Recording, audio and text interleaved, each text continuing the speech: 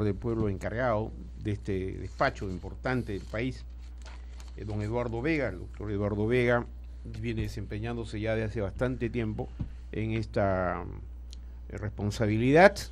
Ustedes recordarán la renuncia en su momento de la anterior defensora. Nosotros hemos comentado ya el por qué se ha demorado tanto la designación del defensor del pueblo, o igualmente la decisión que toma el Congreso respecto al tema, pero ya se ha anunciado que en esta semana, después de la Semana Santa, entraría en debate el nombramiento en lo que respecta al BCR, al Tribunal Constitucional y a la Defensoría del Pueblo. Muy bien, me dicen que en cualquier momento entramos con la señal de la plataforma de noticias de TV Perú. Mientras tanto, bienvenido al Defensor del Pueblo. Bienvenido, doctor. ¿Cómo está? Doctor, muchas gracias, don Alberto. Tenía una deuda con usted, con el programa, y aquí estamos para cumplir. Efectivamente, llevo 2 años en el cargo. Ahora el 31 de marzo, haciendo memoria, cumplo 2 años en el cargo, y como usted bien lo ha señalado, creo que una institución como la plataforma de noticias Radio Nacional, ahí está don Alberto Cuquín. Muchas gracias, Jennifer Olinda. Efectivamente, gracias, plataforma de noticias TV Perú, Radio Nacional. Estamos aquí en nuestros estudios con Eduardo Vega, defensor del pueblo, encargado justamente de este importante despacho de la estructura del Estado peruano, y vamos a conversar con él dándole la bienvenida, porque hay ya no solo en debate muchas opiniones respecto a la anulación o no de la revocatoria, es más, a la designación a través del Congreso o la elección del nuevo defensor del pueblo. Sin embargo, ya está próximo a cumplir 2 años en este importante cargo el doctor Eduardo Vega, porque lo ha hecho con bastante eficiencia, con respuestas inmediatas a todos los requerimientos que ha tenido la prensa. Bienvenido a la plataforma de noticias de TV Perú y Radio Nacional, doctor Eduardo Vega. Don Alberto Cuquín, muchas gracias por esta invitación. Estaba en deuda con usted para poder conversar y dialogar con los amigos de Radio Televisión Nacional y de Radio Nacional. Creo que, como usted bien lo ha dicho, llevo en el cargo 2 años. Ahora en marzo estoy cumpliendo 2 años en el cargo desde que terminó efectivamente el mandato de la doctora Beatriz Merino. Y mi gran responsabilidad ha sido mantener esa legitimidad que la Defensoría tiene en la ciudadanía, eso que usted muy bien ha llamado como una respuesta inmediata a los problemas del ciudadano. Nosotros atendemos aproximadamente 130.000 casos anuales, y sin duda esas son personas que llegan a las oficinas de todo el país, las 38 oficinas que tiene la Defensoría, y que tienen problemas concretos en salud, en educación, con los municipios, los gobiernos regionales, con las comisarías. Y nuestra labor ahí es justamente atender a ese ciudadano, ir ante la autoridad y buscar que se resuelva, se solucionen estos casos. Con los jubilados. Los también, jubilados, que son nuestra principal demanda, ¿no? Sí, efectivamente. Nuestra Bien, doctor demanda. Eduardo Vega. Sí. A propósito de la revocatoria, Sí, que culminó precisamente hace una semana, se han desatado ya una serie de debates en relación a que si debemos mantener la revocatoria como un mecanismo de consulta popular, o sencillamente modificar la norma, ¿no? O poner pues los puntos claves de que esta no sea una revocatoria promovida por revancha política ni por venganza política, sino bajo conceptos y criterios claros de por qué hay que reemplazar a una autoridad. Hoy todavía estamos a la expectativa de si va a haber elecciones complementarias o no en noviembre. Así es. ¿Cuál es la posición de la Defensoría respecto al tema de la revocatoria? Gracias. La posición es muy clara, don Alberto. Hemos dicho que la revocatoria es un mecanismo constitucional y un mecanismo efectivamente de control de la autoridad. Tiene que mantenerse, pero efectivamente, terminado este proceso de revocatoria, lo que ha salido a flote, lo que ha salido a luz es que no podemos mantener el actual sistema, que es un sistema que efectivamente no genera mucha confianza en cuanto a las causales por las cuales se inicia estos procesos de revocatoria. Nosotros hemos tenido experiencia en estos últimos 10 años de ver cómo ha funcionado esto en el interior del país, y sobre todo yo diría que es un tema central en este debate que se va a promover en el Congreso de la República, la valla. En general la revocatoria dice tiene que tener un 25% de ciudadanos que la inician, que la respaldan. Pero en el caso de Lima se habla de hasta un tope de 400.000 firmas, 300.000 firmas, ¿no? Eso, en el caso de Lima, representa el 8% de los electores de Lima. O sea, ya no estamos hablando de la valla del 25%, sino de un 8%. Con lo cual, efectivamente, en Lima eso constituye todo un problema porque genera lo que hemos visto, una serie de inestabilidades que hay que modificar. Nosotros hemos tenido ya algunas conversaciones con el presidente del Jurado Nacional de Elecciones para iniciar un proceso serio, muy prudente, muy razonable, de cuáles son las modificaciones que deben introducirse a este proceso de revocatoria. Sí, importante, le tomo la palabra precisamente. ¿Cuáles serían las causales, las que hay que ver para modificar este proceso? Bueno, se ha hablado de elevar el número de vallas, pero de repente también hay que analizar en el fondo las causales. Así es. Ese es el tema más controvertido, señor Sotomayor. No hay un acuerdo todavía, nosotros hemos estado muy atentos a el debate que se ha suscitado, las posturas que hay, y efectivamente algunos hablan de algunas causales muy precisas, ¿no? Que podrían en algunos casos confundirse con las causales de la vacancia. Por ejemplo, han hablado corrupción, incapacidad moral o evidente incapacidad en la gestión pública. Todos esos son temas que van a tener que analizarse muy detalladamente. Otros hablan simplemente que la causal que se invoque tiene que ser probada. ¿O el incumplimiento del programa también? Exacto, pero en algunos dicen que eso hay que probarlo, ¿no? Porque ahora no se necesita probar, simplemente invocar la causal, dar una justificación, pero no necesariamente probar. Yo creo que ese es parte del debate que va a tener que llevarse en el Congreso. Nosotros aportaremos con los elementos que tenemos, pero justamente son los temas de principal preocupación. Y causales que se pedirían luego de dada la revocatoria, pero yo me iría un poco antes, ¿no es cierto?, a las firmas, a la recolección de firmas, la valla que tiene que elevarse, y otro, el que no hayan pues esta suerte de firmas falsificadas que tiene que aclararse antes de ir, digamos, a la revocatoria, ¿no? Efectivamente, yo creo que el elemento central en este proceso de encontrarle límites a la revocatoria, límites que no la hagan inútil, pero que sí la hagan un elemento efectivamente democrático, tiene que ver con la valla. Usted lo ha señalado muy bien, ese 25%, por ejemplo, en el caso de Lima tendría que respetarse.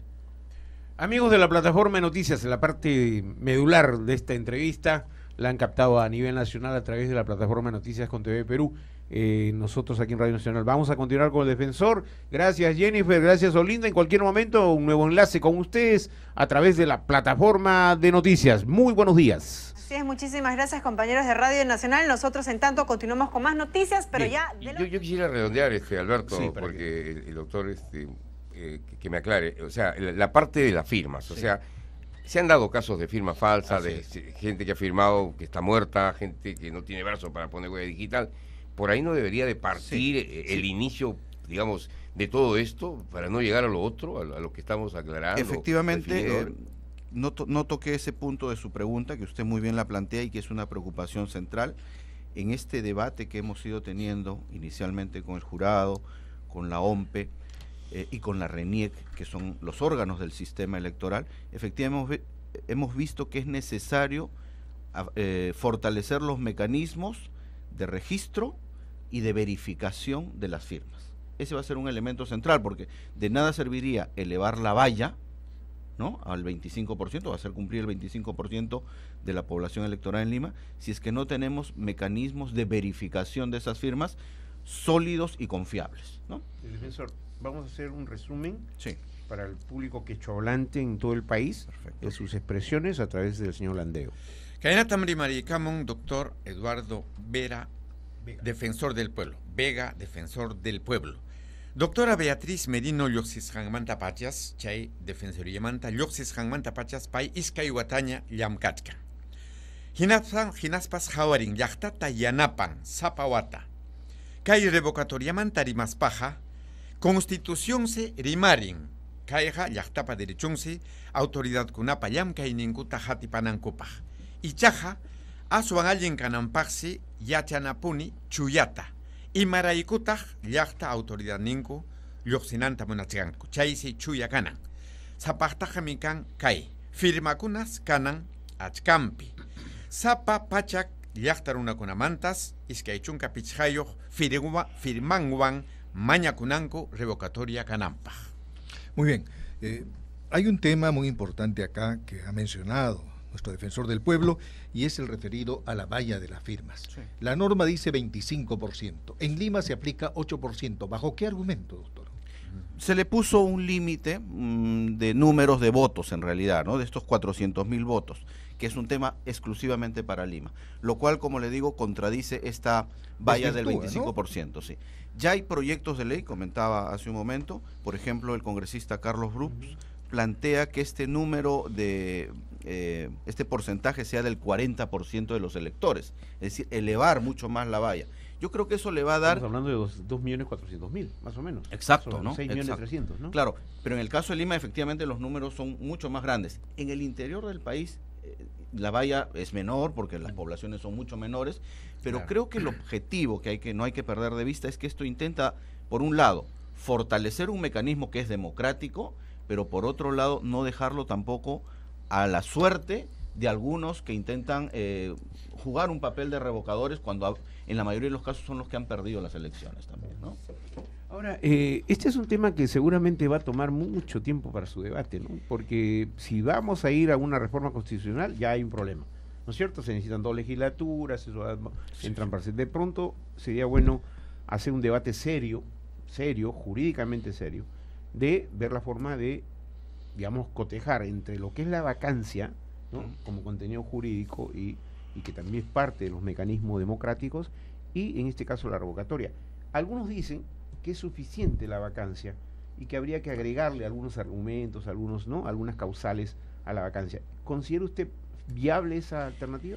Sí, como le digo, don Alberto, es parte del debate. Efectivamente, estamos atentos a ese tipo de opiniones, nosotros también las hemos escuchado. Yo creo que en este momento la revocatoria es una figura constitucional. O sea, para precisar, porque me estaba diciendo, yo le he planteado que a la vacancia agregarle estos nuevos, ¿no es cierto?, elementos, nuevas causales que podrían eventualmente reemplazar a lo de la revocatoria, que es muy subjetivo, ¿no es cierto? A eso. Efectivamente, don Alberto, yo he escuchado esas mismas opiniones y efectivamente es uno de los temas que hay que analizar en conjunto, porque estamos hablando de un conjunto de sistemas de control finalmente de la autoridad local y regional. Ese creo que es el objetivo. ¿Qué se dice en torno a la vacancia? O quienes no están, creen que no es suficiente con la vacancia. Que la vacancia puede ser sometida, como se dice, a judicialización, puede ser sometida a un proceso de judicialización y por lo tanto la decisión de vacar o no está sujeta a una decisión judicial. Pendiente de un proceso. Pendiente de un proceso, y eso también hay que decirlo con toda claridad, don Alberto, ha sido fuente de muchos conflictos en el país, sobre todo en el interior. Entonces, necesitamos tener, creo yo, en este momento es la postura inicial de la Defensoría, pero aquí no hay que cerrar, creo yo, ninguna posibilidad, usted lo ha señalado muy bien. Esto requiere un debate muy amplio, con todas las cartas sobre la mesa, teniendo en cuenta que necesitamos fortalecer la democracia, fortalecer la participación ciudadana, pero a la vez no debilitar a la autoridad, ¿no? Yo creo que el tema, no sé si consulto con mi panel, mis compañeros, podemos tomar otros temas porque tenemos poco tiempo, salvo que haya una... Que aclare un poquito... Sí, vamos a darle pase, pero no sé, porque hay el tema del servicio militar voluntario. Sí, sería oportuno. También que saber su opinión y también conflictos sociales.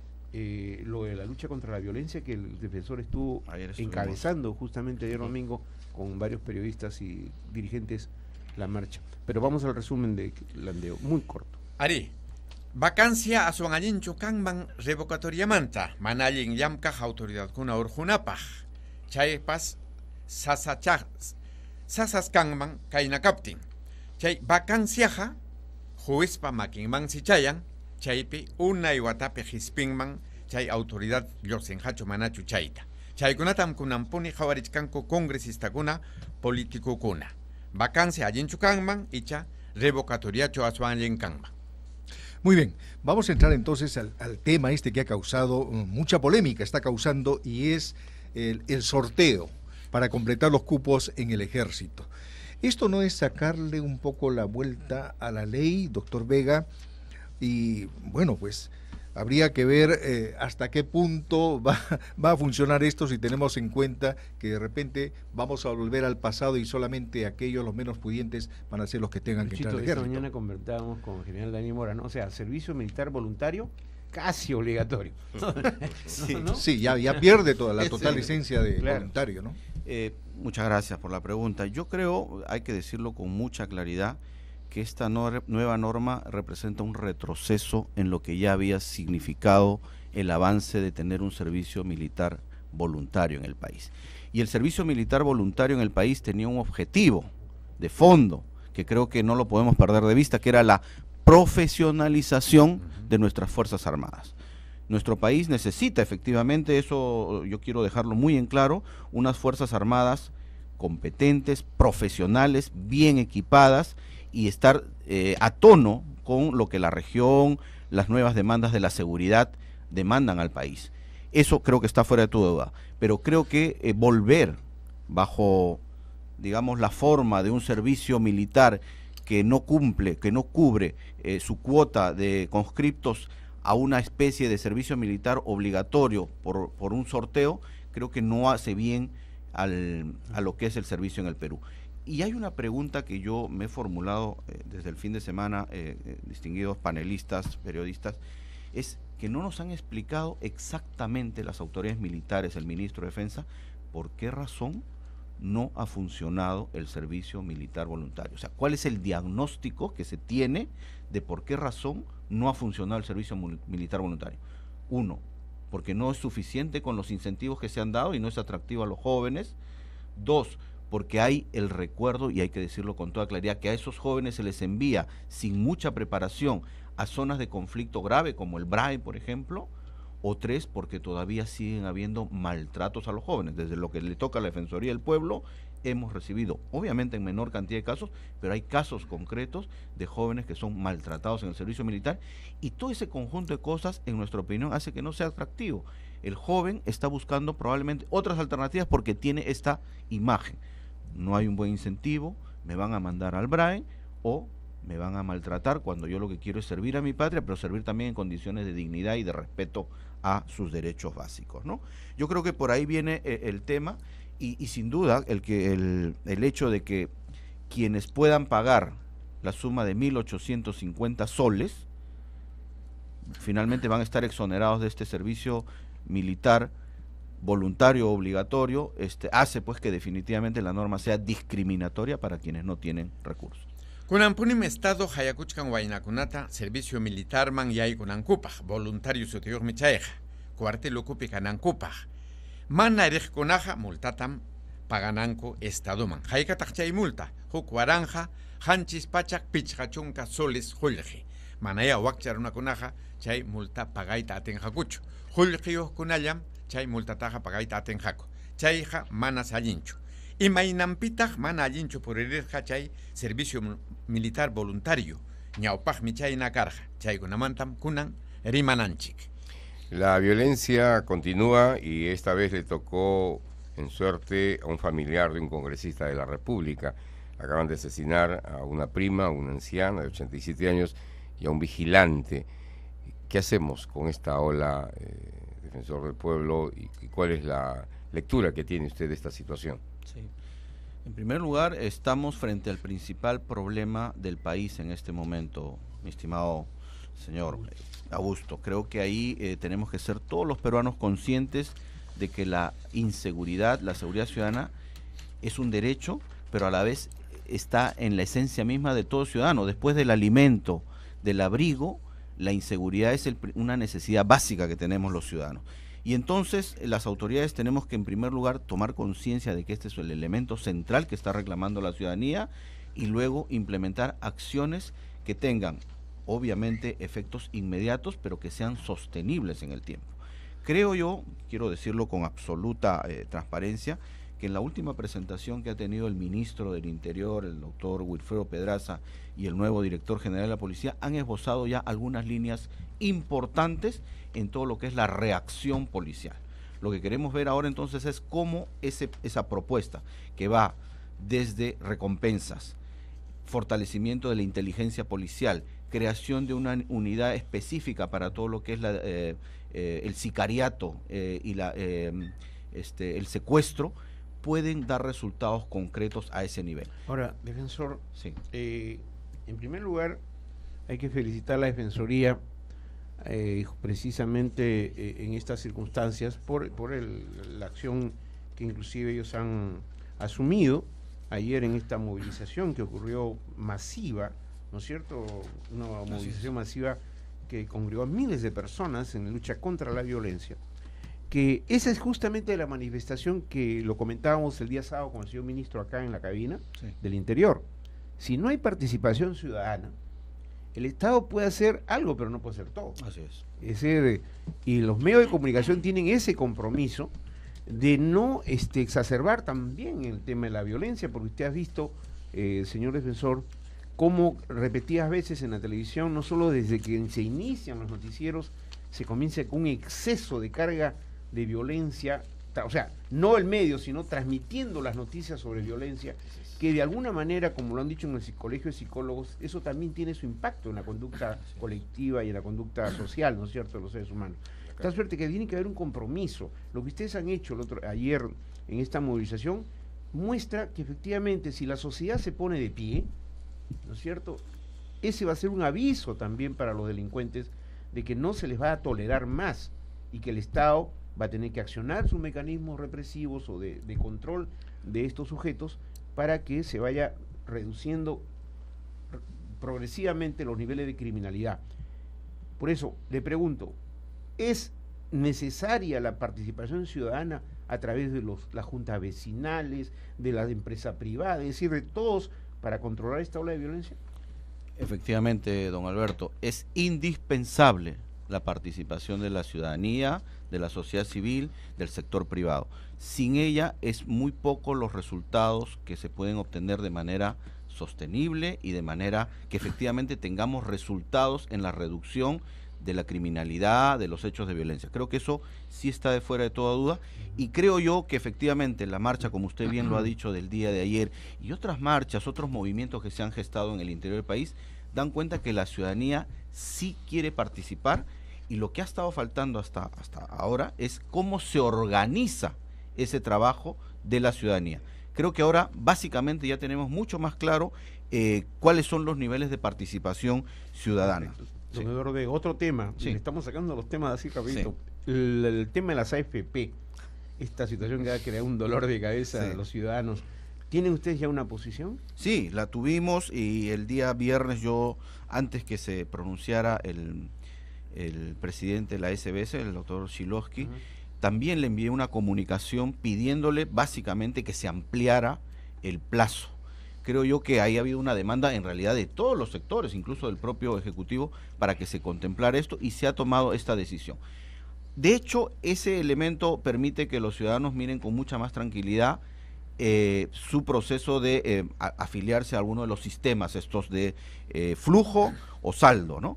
Ahora, creo yo que el otro elemento que está faltando ahí es un nivel mayor de información. Yo debo reconocer que ha habido una información de las AFPs, pero todavía es insuficiente este tema que se ha planteado.